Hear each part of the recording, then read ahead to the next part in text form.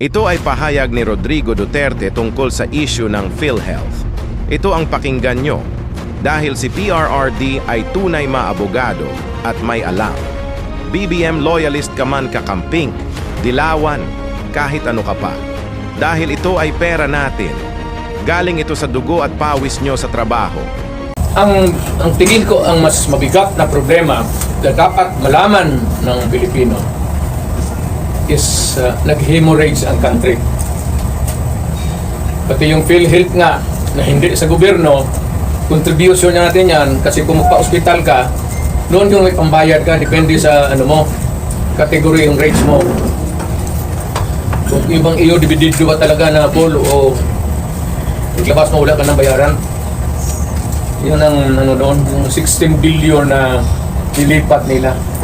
That is the most dangerous at dapat utang inestapa yan. Government malverse the money of the people. Ginamit mo yung pera ng ano. Even Congress cannot do that. Trust fund yun eh. Galing inyo yun, pati akin. Contribution yun natin para pag nagkasakit ka ng cancer, uterus, may pagpa-opera ka.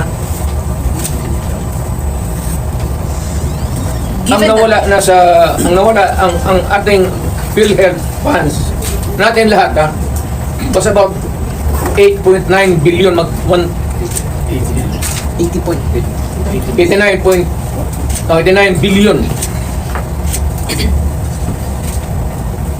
Of that 89 billion, 27 na lang ang nawala. 27 na lang ang natira. Pero paano yan?